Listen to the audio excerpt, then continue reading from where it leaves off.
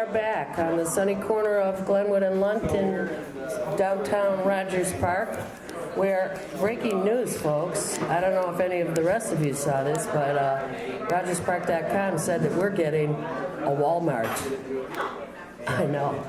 In the seat of, no big box, et cetera, et cetera. So look for some sort of announcement tomorrow, I guess, some kind of press conference with our alderman. But I read it this morning, and anybody else who gets RogersPark.com got it this morning, that we're getting a mini Walmart in our neighborhood. Well, it's not going to be on the corner of Glenwood and Lunt, that's for sure. Somebody's got some splaining to do. Okay, we're looking forward to this next segment. Kate, tell her what we got. Thank you, Michael. Michael and I doing the Heckle and Jekyll version of Live from the Heartland. We're getting used to the back and forth, but we're really happy to have an old friend and a great public servant, basically, all these years, Jim Houlihan. Welcome aboard, Jim. Thanks very much. Great to be here. What a treat. You're looking sharper than ever. Well, I dress for radio. It'll be on YouTube, youtube.com/Heartland Media. All right. Jim, I was trying to remember this morning how far back you and I go, which is to the south side, I believe. 52. Well, I was 2 years old then. I remember that. I babysat for you. You probably don't remember that. I definitely do. You know where I first remember meeting you was at 1215 West Belmont in the Rising Up Angry office when I believe you were the state senator from... State representative. From whatever that district was. And I thought, well, this politician came out to the radicals, so... I always liked you, no matter what you've done, I've loved you. Well, I got involved in politics in the Kennedy campaign, Robert Kennedy, in 1968. And I'd been in the seminary. That's where we go back to. Right. All right. A little church. And I'm sitting here with a couple of Catholics on the Loyola station. We may baptize you this morning. I one time was I want to tell you some stories. Now I'm not doing it online. Not now. Go ahead. But, a lot of people said it's a real difference from church or seminary to politics, and it's really not. It's all about community. It's about the restaurant. It's about service. It's about making a place where people can be better together. And that's what public service should be about. Well, Jim, you did a lot of great work over the years in many ways, and you were the Cook County Assessor, and you instituted a number of reforms. So that's one of the things we want to talk about. When you were in that job, how long did you do it, and what did you walk into, and how did you change it? Well, I was then we'll talk about what's happened since. I was the assessor for 14 years. I retired this December, and I came into the office. I remembered something my mother told me, and that was, the more people know about what you do, the more likely you'll do it well. And so one of the first things we did was put the entire assessment on the website, make it totally transparent. And people have a lot of confusion about property taxes and a lot of appropriate anger because they're so high in Illinois and in Chicago. We fund schools inappropriately from property taxes, creates inequitable education opportunities. So my first step was to make it transparent, let people know about it, and then argue for a better way. Yeah. And what's been the aftermath since you decided to step down? Well, you certainly would have been able to stay in that job for probably the rest of your life. Yeah, but Michael, that's one of the problems. If you think about public service as a calling and not as a job, thank you. You do it for a while, and then you step aside and let someone else come in, and hopefully you have a regeneration of interest. One of the problems in Illinois is we have people staying in office too long, yes, feeling too invested, and they become the office. And that's not good. They also act like they own the office. That's correct. And it's actually us people who own the office. A lot of times people think they own the office. They can hand it on to family. They can hand it on to their hand-picked candidates. Right. And it's not a public exchange, and it should be. Well, you, unfortunately or whatever, it really did a public exchange this time around. What are the things you're most concerned that don't get taken away that you put in place for the public assessor's office by our newest guy, the one I didn't vote for? Well, I think there are two things you got to watch for. One is the amount of relief that is given to the insiders. Say that again. The amount of relief, tax relief, that is given to the insiders. Very good. And to the extent that that relief is inappropriate, it adds to the burden of Everyone other else. taxpayer. And that's a problem. The second is we need a voice, an active, aggressive voice, to change the way we fund schools. And I don't see that at this point coming out of the assessor's office. Right. Do you see any conflict of interest between Barrios being the Cook County assessor and also the chairman of the Cook County Democratic Party?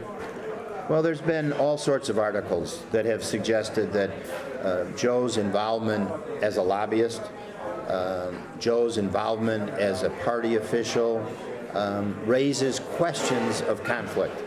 And I think you ought to have in the position of a tax assessor someone who is removed from those conflict accusations as far as possible.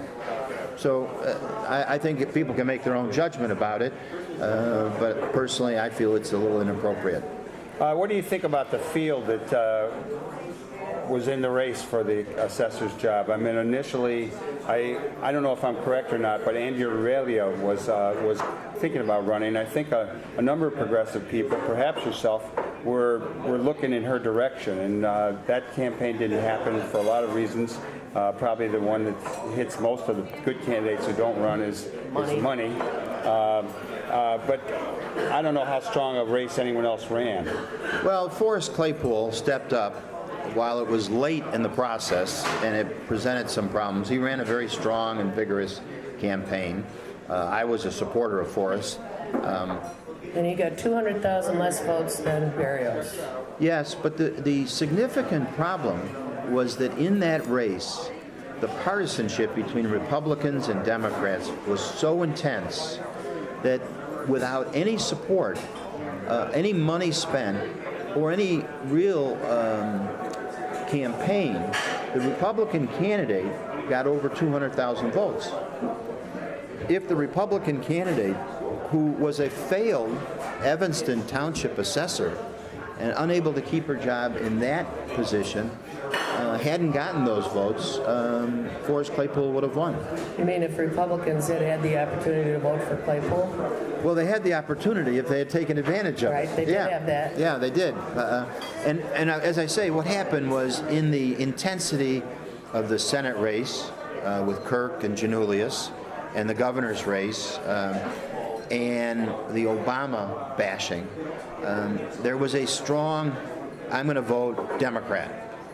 And then there was a likewise strong reaction, I'm going to vote Republican. Right. And what you lost in that was, I'm going to vote on the basis of the merits of the issues for the candidate that best represents what I believe in. And in many cases, that was a loss. Well, the other part of it is how to get candidates who are, I mean, if you've got Claypool coming in late in the game, I voted for him as well. And I, tried to support him and spread the word about him. But the lack of a slating process prior to an open primary, slating versus open, it's two different things. But how do we get decent candidates when you've got a guy heading up the Democratic Party like Barrios? I mean, the problem of getting candidates, I think, starts from the lack of voter interest. Right. Voters, in some fashion, get what they deserve. Oh, man.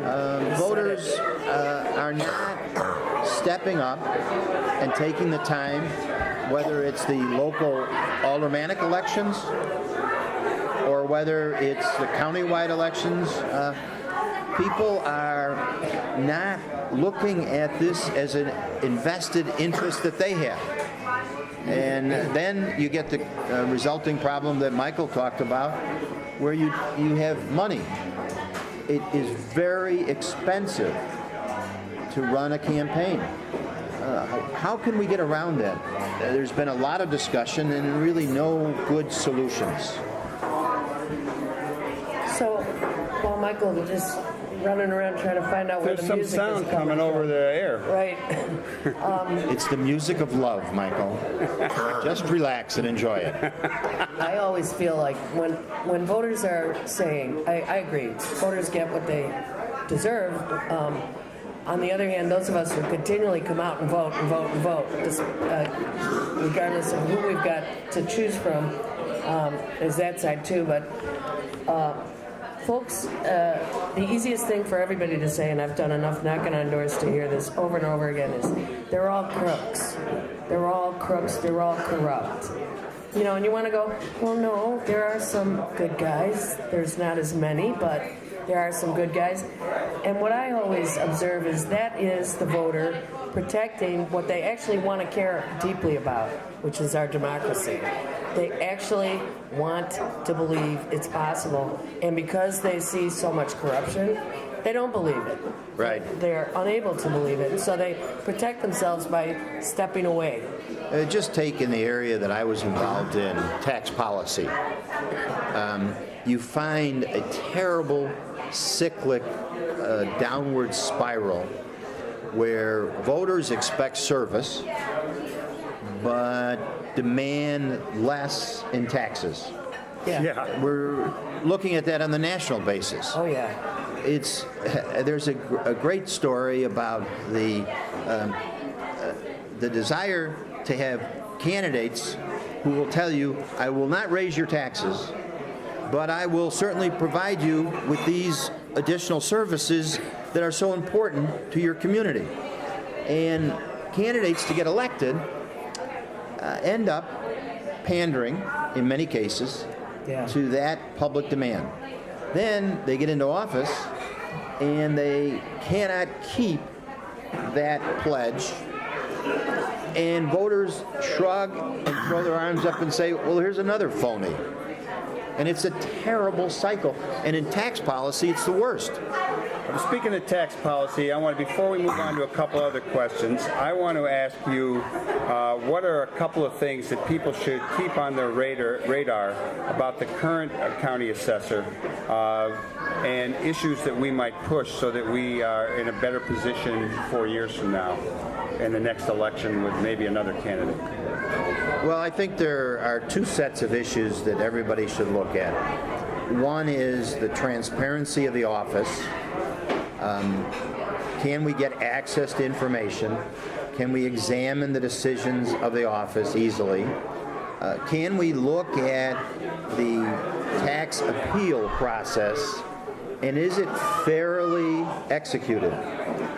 Do the insiders have too much of a relief on their appeals? And if they do, doesn't that shift the burden onto those of us who do not have, not insiders? And then secondly, what is the office doing to affect tax policy, affordable housing, more equitable funding of schools, a greater ability of the tax system to encourage responsible development? You up here in Rogers Park are in the land of TIF examination. Right. TIFs are appropriate if they're used correctly, but they have been abused. And every time you take a TIF, you take off the base a certain amount of value, and that raises the taxes for everyone in that area. And that's a serious problem. It's a shift of tax burden that should be examined very carefully. You are listening to Live from the Heartland on WLUW 88.7 Chicago Sound Alliance. This is Michael James with Katy Hogan, and we are here with another edition of Live from Heartland talking to James Houlihan. Jim, what are you doing after this now? Well, Are you going to still be an activist? Are you going to be an activist now instead of? I'm going to still be an activist. Yeah, I felt as an activist in the assessor's office or Right. in the state house. I'm going to stay involved. I'm hopeful to do some teaching. I'm going to do some public policy advocacy. I'm going to keep my hands in on the tax policy question. We must grapple with how we can provide an equal educational opportunity for all our children, something we don't have. Right now, with the budget crisis in the city, the county, and the state, every bit of energy is talking about pension reform. But an equal amount of energy should be placed on the tax base. We have a system, a sales tax, where it's very high, but it's placed on a limited amount of services, and therefore it generates a very small amount of money from what it should.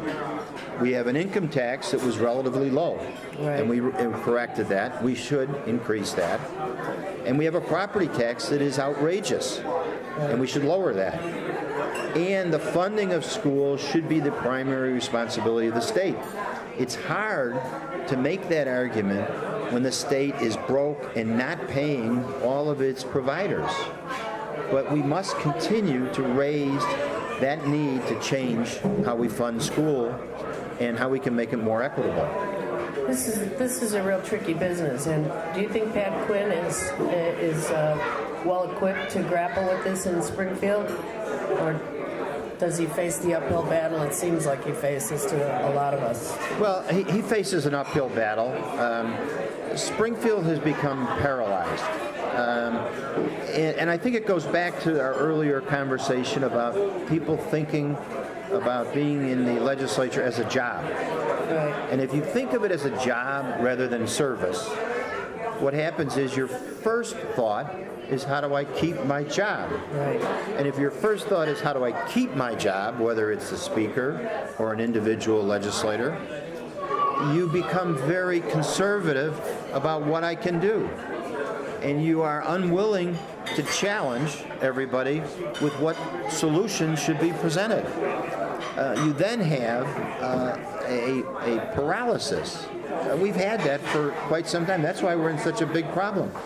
We were pandering to all sorts of special interests for each election in order to keep our job. That has come to roost in a deficit situation that is outrageous. And how are we going to correct that? We have to change the attitude of the members and the leaders to make some solutions. Now, there have been some steps forward.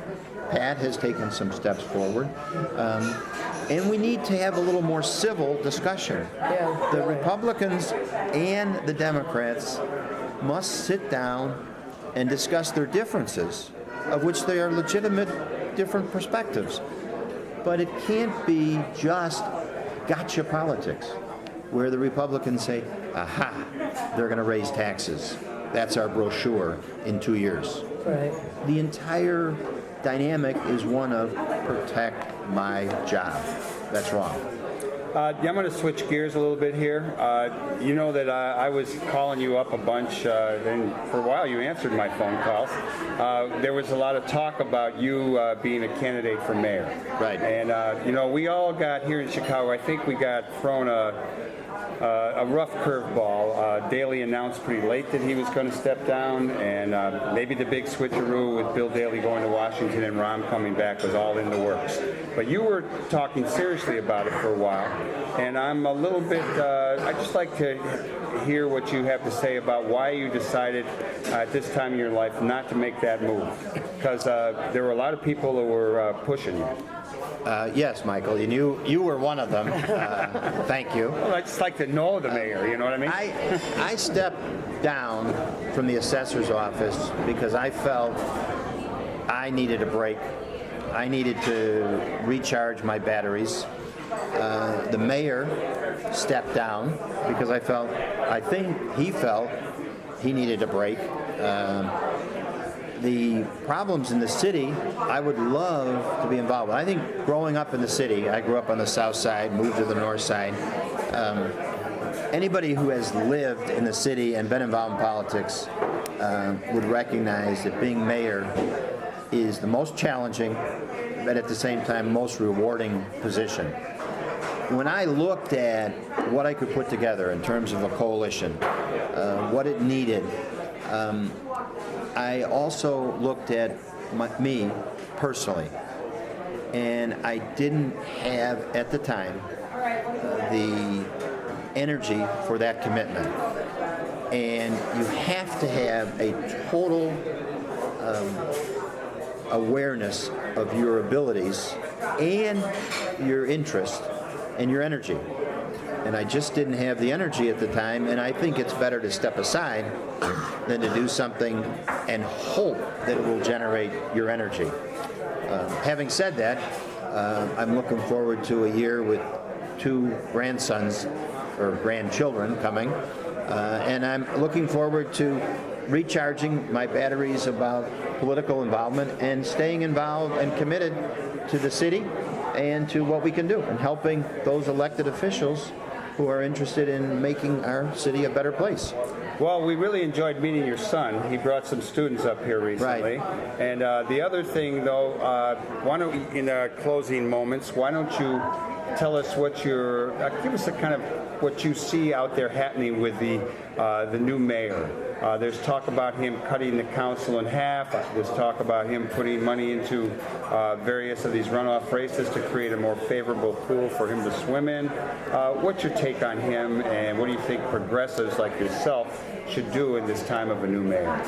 We should speak up. Ram is an intensely interested and committed public official.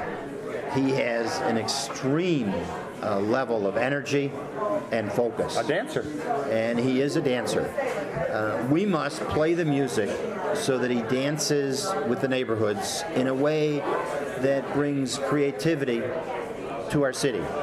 Much the same way that we saw it during Harold Washington's administration, empowering the city in its neighborhoods. And I'm hopeful that Ram can do that. I'm eager to be a part of that. And as you had with the aldermanic candidate, John Aremus, we need candidates that are willing to talk about the issues candidly and straightforwardly. And if we get that, we will have a step forward.